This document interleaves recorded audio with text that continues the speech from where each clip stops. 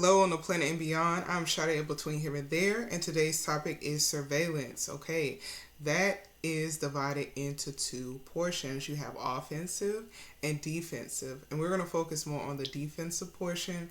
So just understand that the categories in which we're going to be discussing defensive also occur for offensive. Okay, so within those categories, we have vehicular and foot surveillance. There's also the addition of any type of equipment, cameras, drones, satellite, in which a person could also be surveilled. Now, with your equipment that is being used, whatever platform you're using to surveil a specific object, that could be done actively or passively, okay? And the active surveillance surrounds you pinpointing that specific object, okay? So the object in mind, you have your focus, you are using, you have your object, you're the observer, or whatever equipment that you're using is the observer, and you also have your source of energy, okay? And so that goes into remote sensing. Remote sensing is also active or passive collection. So, active, your focus, the source of energy is coming from the observer or highly connected to it. That idea or concept is void when it comes to the sun, because the sun is the ultimate source of energy, which I have some videos on ultimate source, and I speak about the sun a bit. And so with that, you can passively collect a lot more information about your surroundings because everything is illuminated. When you go into collecting or surveilling a specific object, the observer on the object, if you apply outside light to illuminate the space, that starts to go into active collection. Passively, you have a camera scanning a specific area. It's not focused on one specific point. You fall into the category of passive, okay? So with that, also note, again, I mentioned platforms. There are these different ways in which that could be done. You have cameras, you have drones, you have satellites. Satellites are, of course, harder to tap into. We do have a lot of them in our orbit on the planet that are constantly collecting information. However, you don't have access to it. It's like almost like a Men in Black, where they had access to specific satellite, and he was able to, I'm trying to remember his name, the agent's name. Well, he wanted to observe his wife, so he tapped into a satellite and was able to zoom in specifically on where she is. Now, the likelihood of that is, you have to be at some very high level clearance, as well as the need to know on a specific project. And then in addition, satellites move in different types of orbits, okay? So you have like geosynchronous, you have sun synchronous, you have it's also like geo-positional.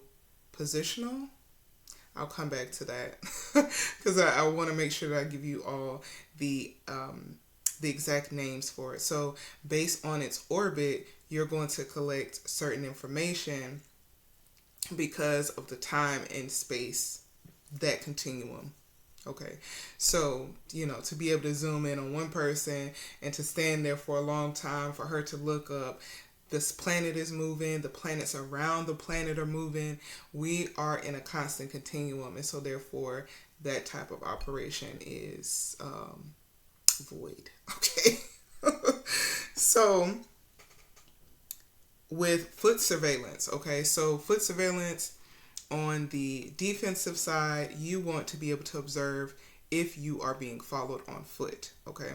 So we have a more elaborate class at between HTLLC called Are You Being Followed?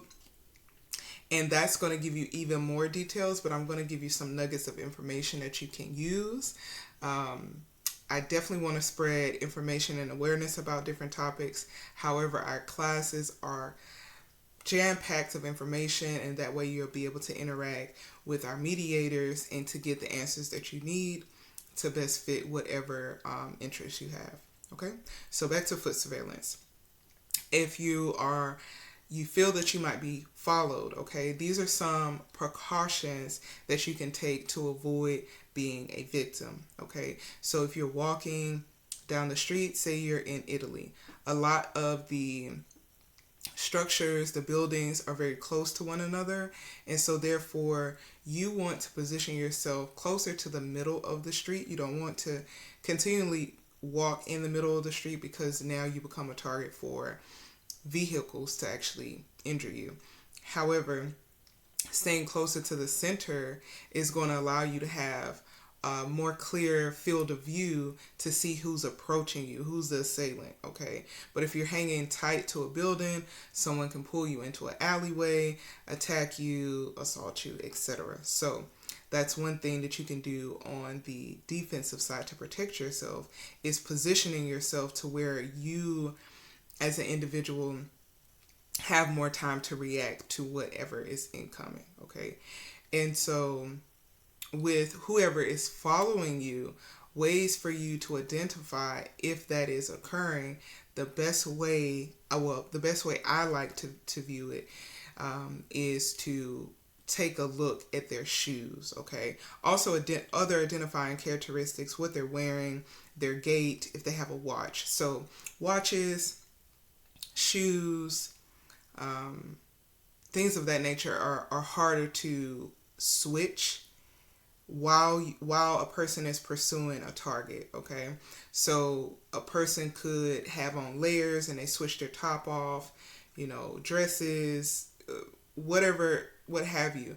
They can switch those things fairly quickly and throw you off your trail, because you're thinking, oh, I'm not being followed. Like I was looking at a guy with a blue shirt and now it's a red shirt, so I'm good, it's someone else. No. Take a look at their shoes, okay? How are they walking, okay? And also, do they have any form of jewelry on when it comes to wedding bands, watches, other type of jewelry that are on the wrist and the hands? Those are the least likely items to be switched while pursuing a target, okay? Foot surveillance as well, being able to identify who is following you and to be able to get to a safe location. Public spaces are always a lot more safer because you have more eyes on. Even though we live in a world that, depending on what part of the planet you're on, some people find it unnecessary, I was hearing revolting, to step into a situation without knowing what's going on, because you could actually be the attacker and someone is defending you. So this present day, a lot of people kind of shy away from interjecting themselves unless they see it's like a threat that could potentially harm them as well.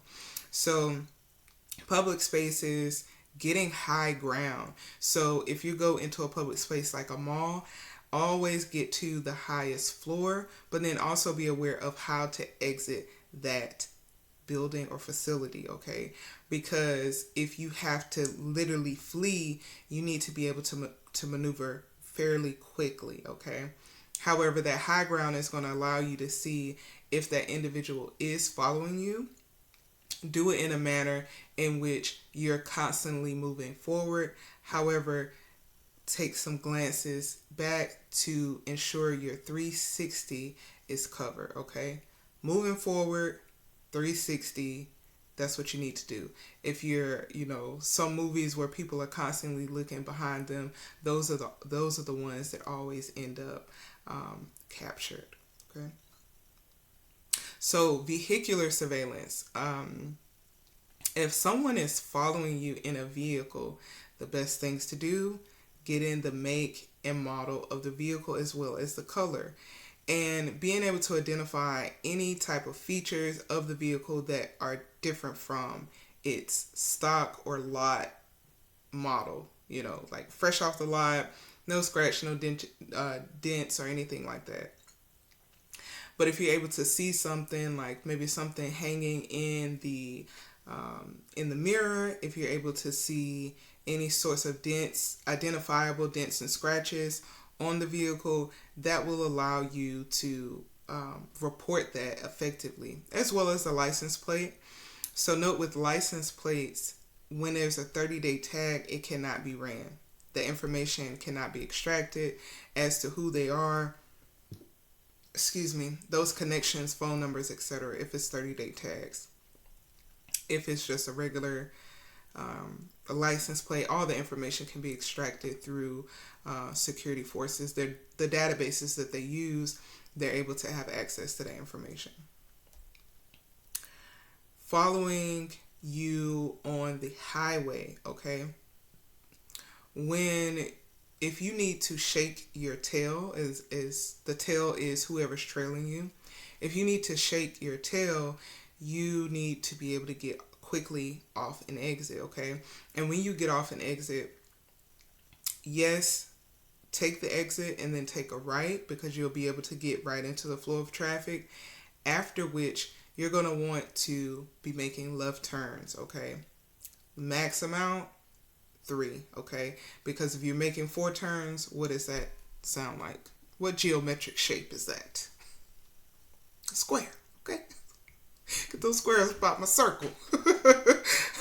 But no, really, with making those turns, you want to be able to, those left turns are harder to make.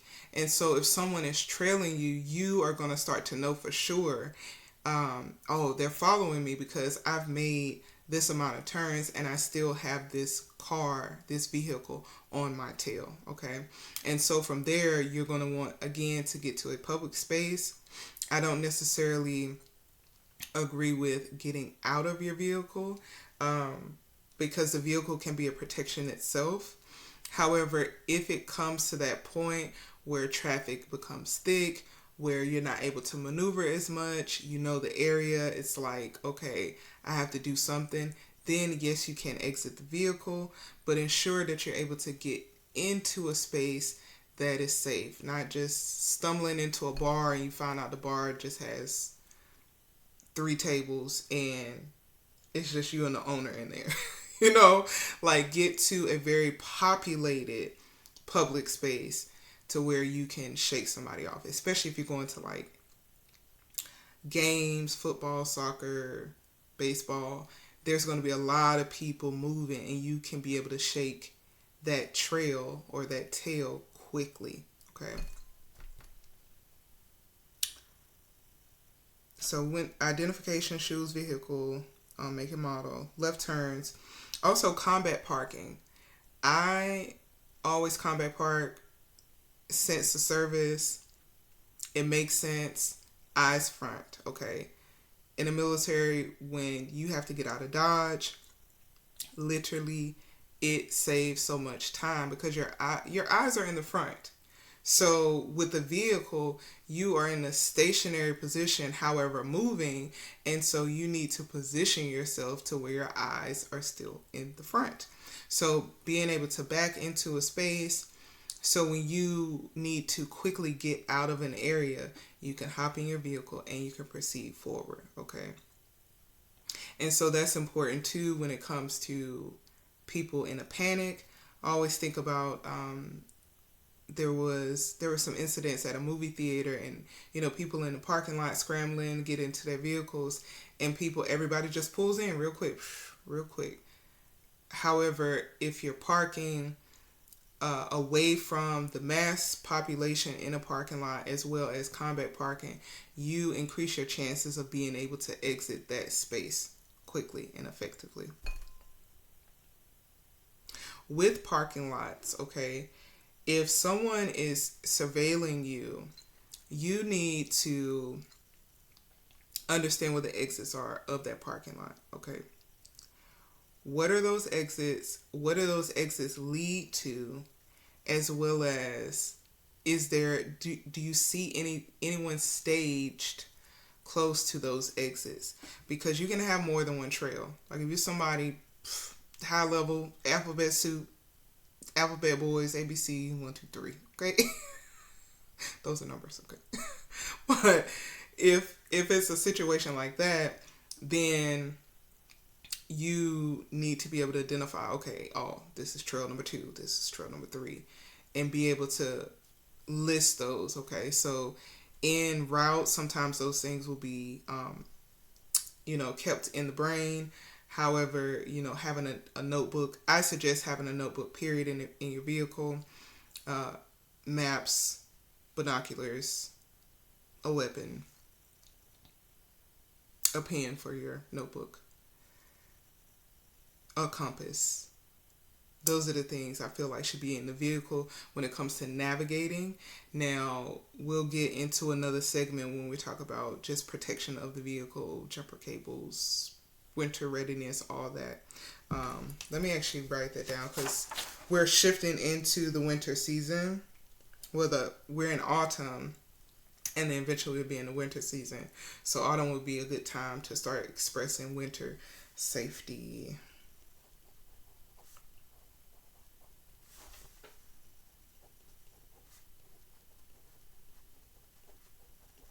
Okay, so, eyes front and movement to your vehicle. Okay, so if you have gone from identifying someone following you on foot and you need to get into your vehicle, the easiest and the most effective way, I like to do a 360 perimeter, unless it's just a lot of people in the parking lot and you need to hurry up and get in quickly, then maybe not do a full 360. However, your 360 going from where you would enter, going to the front of the vehicle, okay, going to the passenger side, going to the rear passenger, and circling back around, it's going to allow you to see what's going on around your vehicle, okay? Because, again, people, once you're in a space, you can become trapped, okay? So creating distance is always necessary when it comes to your best success, when it comes to escaping something. So when you do that 360, you're looking around, okay, is there anybody? And you are able to enter into the vehicle the way it makes sense, okay? From the rear, because the door opens outward, okay? Yeah. And you're entering in this way, okay? Versus coming from this direction, where if this was a door, do I have I'm thinking if I could locate like a picture of a vehicle to show you. But anyway, all vehicles are about the same unless you're in some other country and they've invented a different model of vehicle.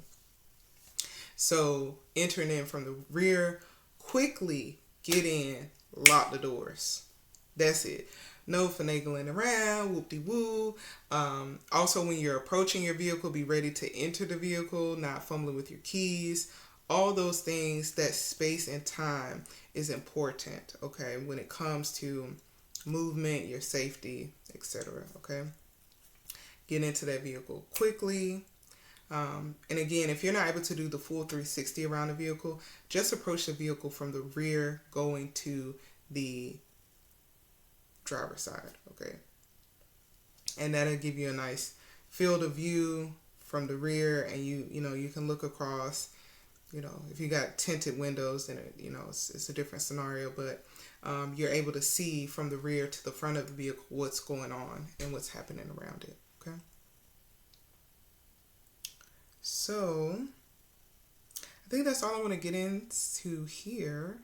We do have a class, Are You Being Followed, on betweenhtllc.com. So it has more details for you to be able to protect yourself when it comes to your travel, identifying the potential risk and hazards when it comes to moving yourself throughout a space, okay? There's things that go on. There's human trafficking, there's sex trafficking, there's organ trafficking. There's all these things that we need to be aware of so you can have best success when it comes to traversing a planet, okay? So, website, check out the class, sign up. If you have any questions, betweenhtllc.com is where you can reach me, and then eventually the team as well. And so we can be able to address your needs, okay? And also check out, so the YouTube is Between HTLLC. The TikTok is, so that's quite recent. So let me make sure I'm giving.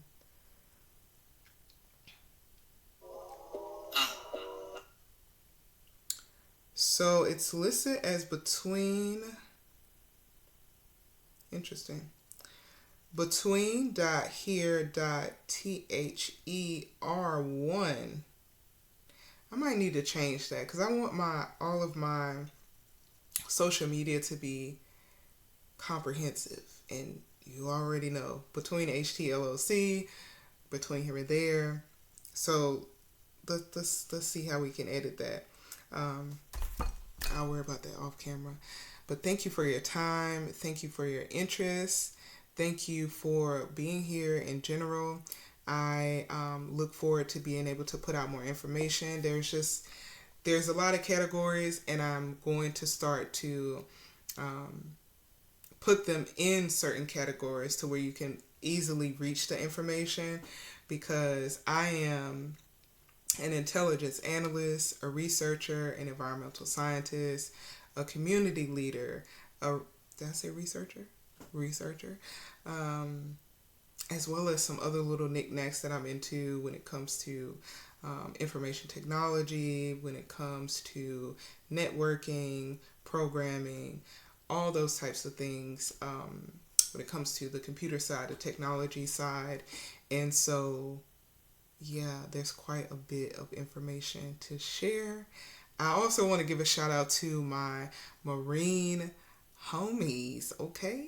Hoorah. So I was in the Army, and I trained a lot with them when it comes to surveillance. I really appreciate how their course is structured. All the different experiences I've had with them has been enjoyable. And yeah, if I end up seeing some of my buddies I was in there training with, shout out to you all. I hope you're doing great. I hope life is moving to your beat. And that's it. Enjoy your day.